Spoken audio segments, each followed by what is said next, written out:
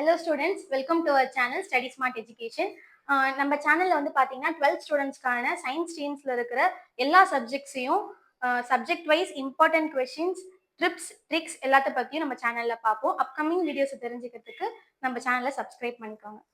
இன்னைக்கு நம்ம பார்க்க போறது கெமிஸ்ட்ரி. கெமிஸ்ட்ரியில இருக்கிற சாப்டர்ஸோட நேம், அதோட important questions and chapter wise என்ன எவ்வளவு வெயிட்டேஜ் எவ்வளவு மார்க் இருக்குன்றத பத்தி பார்க்க போறோம். அண்ட் அதோடைய கொஸ்டின் பேப்பர் பேட்டர்ன் அதை பத்தி பார்க்க போறோம். கெமிஸ்ட்ரி மொத்தம் உங்களுக்கு 15 சாப்டர்ஸ் இருக்கும். அந்த 15 சாப்டர்ஸை மூணா வந்து டிவைட் பண்ணியிருப்பாங்க. ஃபர்ஸ்ட் வந்து பிசிக்கல் கெமிஸ்ட்ரி, ரெண்டாவது இன்ஆர்கானிக், மூணாவது ஆர்கானிக். மூணு ஸ்ட்ரீம்ஸ்லயும் வந்து பாத்தீங்கன்னா உங்களுக்கு 5 யூனிட்ஸ் இருக்கும். ஸோ உங்களுக்கு பிசிக்கல் கெமிஸ்ட்ரியில இருக்கிற சாப்டர்ஸ் வந்து பாத்தீங்கன்னா solid state, chemical kinetics, ionic equilibrium, electro chemistry, surface chemistry. And inorganic கெமிஸ்ட்ரியில இருக்கிறது metallurgy, p block elements 1, p block elements 2, transition and inner transition elements, coordination chemistry. இன்னும் ஆர்கானிக்ல இருக்கிறது பாத்தீங்கன்னா hydroxyl compounds, ethers and carbonyl compound and carboxylic compounds, organic nitrogen compounds, biomolecules, chemistry in everyday life. இதெல்லாம் வந்து உங்களுக்கு ஆர்கானிக்ல இருக்கிற topics. Next நம்ம பார்க்க போறது கொஸ்டின் பேப்பர் பேட்டர்ன். நீங்க வந்து 70 மார்க்ஸ்க்கு எழுத போறீங்க 3 ஹவர்ஸ்க்கு. ஸோ ஃபர்ஸ்ட் உங்களுக்கு இருக்க போற பார்ட் 1 வந்து பாத்தீங்கன்னா 1 மார்க்ஸ், மொத்தம் 15 1 மார்க்ஸ் இருக்கும். அந்த 15 1 மார்க்ஸ் எதை பேஸ் பண்ணியிருக்கோம்னா கான்செப்ட்ஸ், ஃபார்முலாஸ், ரிலேஷன்ஸ் அண்ட் அதோடைய ரியாக்ஷன் டெஃபினிஷன்ஸ் பேஸ் பண்ணி இருக்கும். பார்ட் 2ல பார்க்க போகிறது ஷார்ட் ஆன்சர்ஸ். ஸோ நீங்க வந்து 11 ஷார்ட் ஆன்சர்ஸ் உங்களுக்கு அதில் இருக்கும். அதை நீங்க வந்து 7 அட்டன் பண்ற மாதிரி இருக்கும். லாஸ்ட் ஒன் 24th கொஸ்டின் வந்து கம்பல்சரி. அது இல்லாம நீங்க 6 கொஸ்டின்ஸ் அட்டன் பண்ற மாதிரி இருக்கும். இது உங்களுக்கு எதை பேஸ் பண்ணி வரும்னா ரீசனிங்ஸை பேஸ் பண்ணி வரும், கம்பேரிசன்ஸ் டெஃபினிஷன்ஸை பேஸ் பண்ணி வரும். அதுக்கப்புறமா வந்து பார்த்தீங்கன்னா ஷார்ட் எக்ஸ்பிளனேஷன், டெஃபினிஷன்ஸ் அதை பற்றி உங்களுக்கு பேஸ் பண்ணி 2 மார்க் கொஸ்டின்ஸ்ல வரும். Next 3 mark question. 3 மார்க் கொஸ்டினே உங்களுக்கு 11 கொஸ்டின்ஸ் இருக்கும். அதில் 7 அட்டன் பண்ணுற மாதிரி இருக்கும். அதில் லாஸ்ட் கொஸ்டின் 33rd கொஸ்டின் வந்து உங்களுக்கு கம்பல்சரியா இருக்கும். அது இல்லாமல் நீங்கள் 6 கொஸ்டின்ஸ் அட்டன் பண்ணணும். இதில் வந்து 3 மார்க் பொறுத்த வரைக்கும் நீங்கள் 3லேருந்து 5 பாயிண்ட் கிளியரா எழுதிட்டீங்கன்னா உங்களுக்கு 2.5 மார்க்ஸ் வந்து 3 மார்க்ஸ் கொடுத்துருவாங்க. இதுல உங்களுக்கு எதை பேஸ் பண்ணி வரும்னா சின்ன சின்ன டெரிவேஷன்ஸ், சின்ன சின்ன reactions, mechanisms, preparations, properties, numericals base பண்ணி இருக்கும். அண்ட் லாஸ்டா நம்ம பார்க்க போறது பார்ட் 4ல என்னதுன்னா லாங் ஆன்சர்ஸ். இதுல உங்களுக்கு 5 லாங் ஆன்சர்ஸ் இருக்கும். 5 லாங் ஆன்சர்ஸும் உங்களுக்கு சப்டிவிஷன்ல திஸ் ஆர் தட் ஆப்ஷன்ல வரும். ஸோ எதர் நீங்க ஃபர்ஸ்ட்ல இருக்கிறத அட்டன் பண்ணணும், இல்லை செகண்ட்ல இருக்கிறத அட்டன் பண்ணணும். இஃப் மேபி ஃபர்ஸ்ட்ல இருக்கிறது உங்களுக்கு டைரக்ட் 5 மார்க்கா இருந்து செகண்ட்ல இருக்கிறது உங்களுக்கு சப்டிவிஷன்ல வந்ததுன்னா அப்ப 2 சப்டிவிஷனும் நீங்க அட்டன் பண்ணணும். இஃப் மேபி நீங்க அதுல 1 அட்டன் பண்ணி 1 அட்டன் பண்ணாம விட்டுட்டீங்கன்னா அந்த ஏ பி 2 ஆப்ஷன் இருக்கு. இப்போ நீங்க ஏ மட்டும் அட்டன் பண்ணிருக்கீங்கன்னா அதுக்கு 2 மார்க் அலாட் பண்ணிருக்காங்க. 2 மார்க் மட்டும் தான் வரும், உங்களுக்கு 5 மார்க் அதுக்கு வராது. ஸோ ரெண்டுமே அட்டன் பண்ற மாதிரி இருக்கும். யூஸ்வலா என்ன சாப்டர்ஸ்ல இருந்து உங்களுக்கு கொஸ்டின் எடுப்பாங்கன்னா coordination chemistry, solid state, p block element and d block element, ஆர்கானிக்கோட மெக்கானிசம்ஸ் லைக் 11 12 சாப்டர்ஸ், அதுக்கப்புறமா பயோமாலிக்யூல்ஸ், பாலிமர்ஸ். இதுல இருந்து தான் உங்களுக்கு மோஸ்ட் ஆஃப் ஆல் கொஸ்டின்ஸ் அதிகமா கேட்பாங்க. லைக் இப்போ யூஸ்வலா ஒரு சாப்டர்ல இருந்து 2 கொஸ்டின் கேட்கறாங்கன்னா இந்த சாப்டர்ஸ்ல இருந்து உங்களுக்கு 3 கொஸ்டின் வரதுக்கான சான்சஸ் இருக்கு. Next mark distribution. Mark distribution physical கெமிஸ்ட்ரியை பொறுத்த வரைக்கும் உங்களுக்கு 20ல இருந்து 25 மார்க்ஸ்க்குள்ள உங்களுக்கு வரும். ஸோ 20ல இருந்து 25 மார்க்ஸ்க்கு உங்களுக்கு பிசிக்கல் கெமிஸ்ட்ரியே வந்துடும். நெக்ஸ்ட் இன்ஆர்கானிக் கெமிஸ்ட்ரியில வந்து பாத்தீங்கன்னா 17ல இருந்து 20 மார்க்ஸ்க்கு வரும். ஸோ 17ல இருந்து 20 மார்க்ஸ் இன்ஆர்கானிக் கெமிஸ்ட்ரி வரும். லைக் அந்த நெக்ஸ்ட் 6ல இருந்து உங்களுக்கு 10th சாப்டர் வரைக்கும் இன்ஆர்கானிக் கெமிஸ்ட்ரியில, ஆர் உங்களுக்கு ஃபர்ஸ்ட் 1ல இருந்து 5 வரைக்கும் ஆர்கானிக் கெமிஸ்ட்ரியில அந்த மாதிரி வரும். நெக்ஸ்ட் ஆர்கானிக் கெமிஸ்ட்ரியில வந்து உங்களுக்கு 25ல இருந்து 30 மார்க்ஸுக்கு ஆர்கானிக் கெமிஸ்ட்ரியில இருக்க கொஸ்டின்ஸ் வந்துடும். இப்போ ரொம்ப கஷ்டமா இருக்கு கெமிஸ்ட்ரி, எனக்கு எப்படி பாஸ் பண்றதுனே தெரியல, எனக்கு இம்பார்ட்டன்ட் சாப்டர்ஸ் மட்டும் போதும், இந்த சாப்டர் வரைக்கும் படிச்சா பாஸ் ஆனா எனக்கு போதும் அப்படின்னா ஃபர்ஸ்ட் சாப்டர் மெட்டலர்ஜி படிச்சுக்கணும். நெக்ஸ்ட் சாலிட் ஸ்டேட், சாலிட் ஸ்டேட்ல இருக்கிற எஃப்சிசி, பிசிசி அந்த கொஸ்டின்ஸ்லாம் படிக்கணும். அதுக்கப்புறமா கெமிக்கல் கைனடிக்ஸ், அதுல இருக்கிற அந்த first order, zero order reactions அதை படிச்சுக்கலாம். நெக்ஸ்ட் 11th சாப்டர்ல இருக்கிற அந்த மெக்கானிசம்ஸ் அண்ட் 13th சாப்டர்ல இருக்க மெக்கானிசம்ஸ். லாஸ்டா உங்களுக்கு வந்து surface chemistry R coordination chemistry. இந்த ரெண்டுத்துல இருந்து ஏதாவது ஒன்று நீங்க சூஸ் பண்ணாலும் ஓகே தான். நீங்க சர்ஃபேஸ் கெமிஸ்ட்ரி படிக்கலாம், கோஆர்டினேஷன் கெமிஸ்ட்ரி படிக்கலாம். பட் கோஆர்டினேஷன் கெமிஸ்ட்ரி உங்களுக்கு பெஸ்டா இருக்கும். ஏன்னா அதுல இருக்கிற கொஸ்டின்ஸ் வந்து உங்களுக்கு புக் இன்சைடும் வர சான்ஸ் இருக்கு, புக் பேக்கும் வர சான்ஸ் இருக்கு. ஓகே, இப்போ வந்து சில ஸ்டூடெண்ட்ஸ் இருப்பாங்க, நான் ஆல்ரெடி படிச்சிருக்கேன் ஆனா எனக்கு வந்து 90+ மார்க் வேணும், இல்ல 80+, 85+ மார்க் வேணும் அப்படின்ற ஸ்டூடெண்ட்ஸ் வந்து பாத்தீங்கன்னா இம்பார்ட்டன்ட் பிசிக்கல் கெமிஸ்ட்ரியில வந்து பாத்தீங்கன்னா first chapter electro chemistry. Electrochemistry 9th chapter நல்லா படிச்சுக்கோங்க. அத படிச்சுட்டீங்கன்னா உங்களுக்கு அந்த சாப்டர்ல இருக்கிற எல்லா கான்செப்ட்ஸுமே உங்களுக்கு போடுறதுக்கு ஒரு தைரியம் வந்துரும். Next chemical kinetics. கெமிக்கல் கைனடிக்ஸ்ல first order reaction, zero order reaction, half life reaction அந்த மாதிரி ரியாக்ஷன்ஸை பேஸ் பண்ணி படிச்சுட்டீங்கன்னா அந்த சாப்டர்ல இருந்து என்ன மாதிரி கொஸ்டின்ஸ் கேட்டாலும் உங்களால போட முடியும். நெக்ஸ்ட் 6th சாப்டர் நான் சொன்ன மாதிரி 6th சாப்டர்லயும் உங்களுக்கு அந்த எஃப்சிசி, பிசிசி அண்ட் அதுல இருக்கிற ஸ்காட்ச் எஃபெக்ட், ஃப்ரெங்கல் எஃபெக்ட் அதெல்லாம் படிச்சீங்கன்னா 6th சாப்டர்ல இருந்து வர கொஸ்டின்ஸ் உங்களால அட்டன் பண்ண முடியும் ஈஸியா. நெக்ஸ்ட் இன்ஆர்கானிக்கை பொறுத்த வரைக்கும் பாத்தீங்கன்னா உங்களுக்கு செகண்ட் அண்ட் தேர்ட் சாப்டர் ரொம்ப ரொம்ப important. Second chapter and third சாப்டர்ல இருக்கிற அந்த புக் இன்சைட், அதாவது 2 மார்க்குன்னு பேஸ் பண்ணீங்கன்னா உங்களுக்கு இதுல இருந்து வரதுக்கு தான் சான்ஸ் இருக்கு. புக் பேக்க படிக்கிறத விட புக் இன்ல இருந்து நிறைய வரதுக்கான சான்சஸ் இருக்கு. அண்ட் ஃபிஃப்த் சாப்டர்ல இருந்து உங்களுக்கு ஐயூபிஎஸ்சி நேம் வரதுக்கான சான்சஸ் நிறைய இருக்கு. And surface chemistry and coordination chemistry இந்த 2 சாப்டரை நீங்க எது படிச்சாலுமே உங்களுக்கு வந்து ஈஸியா தான் இருக்கும். ஸோ லைக் பாஸ் ஆகிறதுக்கு சொல்றேன். ஸோ நீங்க என்ன கேட்டீங்கன்னா கோஆர்டினேஷன் கெமிஸ்ட்ரி பெஸ்ட். ஏன்னா உங்களுக்கு கோஆர்டினேஷன் கெமிஸ்ட்ரில இருந்து புக் பேக், புக் இன்சைட் நிறைய கொஸ்டின்ஸ் அண்ட் ஓன் கொஸ்டின்ஸ் கூட கேட்கறதுக்கான சான்சஸ் இருக்கு. ஸோ 5th ஆர் 10th இது ரெண்டுத்துல எது படிச்சாலும் ஓகே, ரெண்டுமே படிக்கிறதுனால ஓகே தான். Next important chapters to get 55+, அதாவது நல்ல மார்க்ஸ் ஸ்கோர் பண்ணணும், 80-70 மார்க்ஸ் மேல நான் ஸ்கோர் பண்ணணும், கொஸ்டின் பேப்பர் டஃபா வந்தாலுமே நான் நல்லா ஸ்கோர் பண்ணணும்னு நினைக்கிறேன்னா அதுக்கான பிசிக்கல் கெமிஸ்ட்ரியில இருக்க சாப்டர்ஸ் நம்ம பார்க்கலாம். ஃபர்ஸ்ட் வந்து எலக்ட்ரோகெமிஸ்ட்ரி. 9th சாப்டர் பொறுத்த வரைக்கும் உங்களுக்கு கான்செப்ட் பேஸ்டா தான் போகும். உங்களுக்கு ஃபுல்லா அந்த ஈக்குவேஷன்ஸ் அதை பேஸ் பண்ணி போகும். ஸோ அந்த கான்செப்டை நீங்க நல்லா புரிஞ்சுக்கிட்டீங்கன்னா அந்த சாப்டர் ஈஸியாவே நீங்க அந்த அது வந்து என்ன கொஸ்டின் கேட்டாலும் உங்களால ஈஸியா அட்டன் பண்ண முடியும். Next chemical kinetics. கெமிக்கல் கைனடிக்ஸை பொறுத்த வரைக்கும் first order zero order reaction தான். So first order zero order reaction and அதுல இருக்கிற ரியாக்ஷன்ஸ், ஈக்குவேஷன்ஸ் உங்களுக்கு புக் பேக், புக் இன்சைட்ல இருக்கும். உங்களுக்கு புக் இன்சைட்ல இருக்க கொஸ்டின்ஸ்க்கு புக் பின்னாடியே உங்களுக்கு அதுக்கான ஆன்சர்ஸ் இருக்கும். ஸோ அப்படி இல்லைனாலும் கமெண்ட் பண்ணுங்க, நான் உங்களுக்கு அதோட ஆன்சர்ஸ் உங்களுக்கு பிடிஎஃபாவே நான் உங்களுக்கு லிங்க்ல போஸ்ட் பண்றேன். நெக்ஸ்ட் சாலிட் ஸ்டேட் உங்களுக்கு ரொம்ப இம்பார்ட்டன்டான சாப்டர் அண்ட் ரொம்ப ஈஸியான சாப்டரும் கூட. ஸோ அதை படிச்சுக்கோங்க தெளிவா. அதுல இருக்கிற கான்செப்ட் ஓரியன்டட் கொஸ்டின்ஸ் உங்களால அட்டன் பண்ண முடியும்.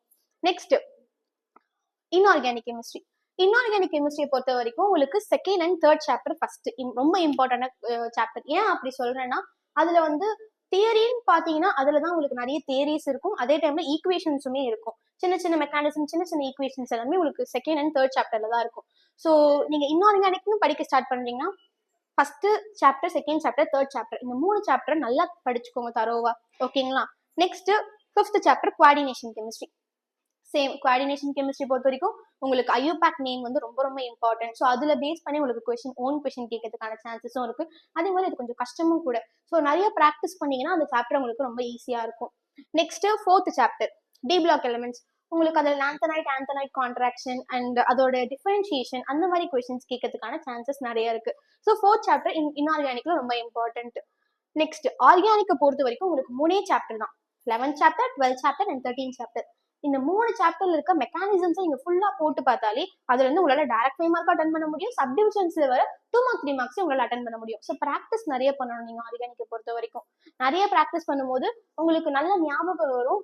அதே டைம்ல எப்படி வந்து ஒரு ரியாக்ஷன் வந்து நம்மளுக்கு சால்வ் ஆகி போகுதுன்றது உங்களுக்கு நல்லாவே புரியும். நெக்ஸ்ட் ஃபர்ஸ்ட் இன்னைக்கு நம்ம பார்க்கக்கூடிய சாப்டர் மெட்டலர்ஜி. மெட்டலர்ஜில இருக்கிற கொஸ்டின் சில பேர் வந்து புக் அண்ட் கைட் யூஸ் பண்ண மாட்டாங்க. ஸோ அவங்களுக்கு வந்து எனக்கு வந்து கைட் யூஸ் பண்ண பிடிக்கல, எனக்கு புக்கிலேயே படிக்கணும், எனக்கு புக்கில் இருக்கிற ஆன்சர்ஸ் அதில் இருக்கிறது தான் எனக்கு வேணும். ஏன்னா கீவேர்ட்ஸ் பொறுத்த வரைக்கும் உங்களுக்கு புக்கில் தான் எடுப்பாங்க. ஸோ புக்கில் தான் எனக்கு படிக்கணும் அப்படின்னு நினைக்கிறவங்களுக்கு நான் புக் மார்க்கிங்ஸ் இதில் உங்களுக்கு கொடுக்குறேன். அதே மாதிரி உங்களுக்கு ஒரு பிடிஎஃப்மே நான் ஒன்று கொடுக்குறேன். அதில் வந்து உங்களுக்கு ஃபர்ஸ்ட் சாப்டர்ல இருக்கிற important 5 mark, 2 mark and 3 mark இருக்கும். ஸோ அதை நீங்கள் டவுன்லோட் பண்ணி பேரலா நம்மளோட வீடியோ நீங்கள் ப்ளே பண்ணி படிக்க ஆரம்பிச்சீங்கன்னா உங்களுக்கு புக் மார்க்கிங்ஸும் இருக்கும். அதே டைம்ல என்னென்ன கொஸ்டின் என்னென்ன பேஜ் நம்பர்ல இருக்கும்னு நீங்க வந்து தேடணும்னு அவசியம் கிடையாது. நான் உங்களுக்கு அந்த பிடிஎஃப்லயே உங்களுக்கு கொடுத்துருப்பேன். இந்த சாப்டர்ல ஃபர்ஸ்ட் நீங்க வந்த உடனே உங்களுக்கு இருக்கிறது mineral and ore. Mineral and ஓரை பொறுத்த வரைக்கும் இதுல ஃபுல் தேரி இருக்கு. ஃபுல் தேரி நீங்க எழுதணும்னு அவசியம் கிடையாது. ஃபர்ஸ்ட் 3 லைன்ஸ் லைக் அமௌண்ட்ஸ் வரைக்கும் இருக்கு. அதை வந்து பாயிண்ட் எப்பப்போ முடியுதோ like naturally occurring substance obtained by mining அது வரைக்கும் ஒரு பாயிண்ட். அதே மாதிரி விச் கண்டெய்ன்ஸ்ல இருந்து நெக்ஸ்ட் லைன்ல இருக்க மினரல்ஸ் வரைக்கும் செகண்ட் பாயிண்ட். அதே மாதிரி interest is present only in small amounts அது வரைக்கும் தேர்ட் பாயிண்ட். இப்படி பாயிண்டா பிரிச்சு 3 பாயிண்ட்ஸ்க்கு படிச்சுக்கோங்க. மோஸ்ட்லி உங்களுக்கு 2 மார்க் 3 மார்க்ல கேட்பாங்க. 3 மார்க்ல 3 பாயிண்ட் எழுதுனீங்கன்னா உங்களுக்கு 3 மார்க்ஸ் தர மாட்டாங்க, மோஸ்ட்லி 5 பாயிண்ட்ஸ் நீங்க எழுதுற மாதிரி இருக்கும். பட் 2 மார்க்ல கேட்டாங்கன்னா ப்ராப்ளமே இல்லை, நீங்க 3 பாயிண்ட்ஸ் எழுதுனா கண்டிப்பா உங்களுக்கு 2 மார்க்ஸ் கொடுத்துருவாங்க. அதே மாதிரி இது வந்து உங்களுக்கு மினரலோடையது. நெக்ஸ்ட் ஓரோடையது வந்து பாத்தீங்கன்னா சச் மினரல்ஸ்ல இருந்து ஸ்டார்ட் பண்ணி மெட்டல் வரைக்கும் முடிச்சுக்கோங்க. அது வந்து உங்களுக்கு first point, which can be extracted conveniently and economically. அது வந்து உங்களுக்கு ஓர்ஸோட இங்க முடியுது, அது செகண்ட் பாயிண்ட். நெக்ஸ்ட் அதோட எக்ஸாம்பிள் கேட்கறாங்க, அது கேட்டாங்கன்னா பாக்சைட் அண்ட் சைனா கிளே வந்து அதோட எக்ஸாம்பிளா நீங்க எழுதிக்கலாம். And hence all ores are minerals but all minerals are not ores. இது இம்பார்ட்டன்டான ஒரு லைனு, ஸோ அது ஒரு பாயிண்டா நீங்க எழுதிக்கலாம். Next extraction of metal of interest. இது வந்து புக் பேக்ல வர ஒரு இம்பார்ட்டன்டான 2 மார்க். இந்த 2 மார்க்கு ரிப்பீட்டடாவே கேட்டிருக்காங்க. ஸோ அதோட ஆன்சர்ஸ் வந்து உங்களுக்கு எங்க இருக்குன்னு தெரியல, கைடை பார்த்து படிக்கிறீங்க, உங்களுக்கு கைடு வந்து ரொம்ப படிக்க கஷ்டமா இருக்குன்னும் போது நீங்க இது படிச்சுக்கலாம். புக்லயே உங்களுக்கு ஆன்சர் இருக்கு, இந்த 3 பாயிண்ட் எழுதுனீங்கன்னா போதும். Next froth flotation. Froth flotation வந்து ஒரு இம்பார்ட்டன்டான 5 மார்க். இது வந்து உங்களுக்கு 2 மார்க்லயும் கேட்கறதுக்கான சான்சஸ் இருக்கு. லைக் ஃப்ரோத் ஃப்ளோட்டேஷன்ல இருக்கிற என்ன மெட்டலை வந்து நீங்க செப்பரேட் இதுல பண்ணிருக்காங்கன்றத பத்தி கேட்பாங்க உங்களுக்கு 2 மார்க்ல. ஸோ ஃப்ரோத் ஃப்ளோட்டேஷன் கொஞ்சம் இம்பார்ட்டன்டான 5 மார்க். இதுல டயக்ராம் கம்பல்சரி, நீங்க ஃபுல்லா எழுதணும்னு அவசியம் கிடையாது, ஏன்னா ஃபுல்லா படிக்க கஷ்டமா இருக்கும். ஸோ நீங்க வந்து ஃபர்ஸ்ட் பேராகிராஃப் அண்ட் செகண்ட் பேராகிராஃபோட எண்டிங் வரைக்கும் நீங்க படிச்சீங்கனாலே உங்களால 6 to 8 பாயிண்ட்ஸ் கிட்ட எழுத முடியும். லைக் ஒரு ஃபுல் ஸ்டாப்புக்கும் ஒரு பாயிண்ட் நீங்க கால்குலேட் பண்ணி படிச்சீங்கனாலே உங்களால 6 to 8 பாயிண்ட்ஸ் தாராளமா எழுத முடியும். லைக் திஸ் மெத்தட்ல இருந்து ஜிங்க் வரைக்கும், இந்த மெத்தட்ல இருந்து கேங் வரைக்கும், அந்த மாதிரி ஒரு ஃபுல் ஸ்டாப்புக்கும் ஒரு பாயிண்டா நீங்க கால்குலேட் பண்ணி படிச்சீங்கன்னா படிக்கவும் உங்களுக்கு ஈஸியா இருக்கும். அதே டைம் உங்களுக்கு எழுதும் போதும் எத்தனை பாயிண்ட்ஸ் எழுதணும்ன்ற அந்த கவுண்டபிலிட்டி இருக்கும். டயக்ராம் கம்பல்சரி, கண்டிப்பா டயக்ராம் வரையணும். ஸோ இது உங்களுக்கு டைரக்ட் 5 மார்க்ல கேட்கறதுக்கான சான்சஸ் இருக்கும். ஸோ ஃப்ளோட் ப்ரொடக்ஷனை கண்டிப்பா படிச்சுக்கோங்க. Cyanide leaching. சைனைட் லீச்சிங் வந்து நீங்க வெறுமனே இது ஈக்குவேஷன் மட்டும் எழுதுனீங்கன்னா உங்களுக்கு வந்து 2 மார்க். இப்போ 2 மார்க்ல கேட்கறாங்கன்னா 2 மார்க் கொடுக்க மாட்டாங்க. நீங்க வந்து தியரியோட எழுதும் போது தான் உங்களுக்கு 2 மார்க்ஸ் கொடுப்பாங்க. ஸோ அப்படி நீங்க வந்து லைக் சின்ன சின்ன மெக்கானிசம், சின்ன சின்ன ஈக்குவேஷன் படிக்கிறீங்கன்னா அதோட தியரியுமே சேர்த்து படிச்சுக்கோங்க, அது உங்களுக்கு ரொம்ப ஹெல்ப்ஃபுல்லா இருக்கும். இன்கேஸ் உங்களுக்கு வந்து மெக்கானிசம் மறந்துருச்சுன்னா கூட அந்த தியரி எழுதினா வச்சு உங்களுக்கு 1 மார்க் கிட்ட வச்சும் கொடுப்பாங்க. ஸோ தியரியை கண்டிப்பா படிச்சுக்கோங்க. Full theory and equation balance பண்ணி எழுதுனீங்கன்னா உங்களுக்கு சைனைட் லீச்சிங்க்கு 2 மார்க்ஸ் கண்டிப்பா கொடுப்பாங்க, இன்கேஸ் 2 மார்க்ல கேட்டாங்கன்னா. Next cementation. சிமெண்டேஷன் வந்து உங்களுக்கு சிமெண்டேஷன் கொஸ்டின்ல இருக்கும், பட் சிமெண்டேஷன் எங்க இருக்குன்னு சொல்லி நீங்க கண்டிப்பா தேடுவீங்க, ஏன்னா புக் பேக் கொஸ்டின் கிடையாது, இது புக் இன்சைட். அதுவுமே நீங்க புக்ல தேடும் போது சிமெண்டேஷன் ஒரு லைனே உங்களுக்கு இருக்காது.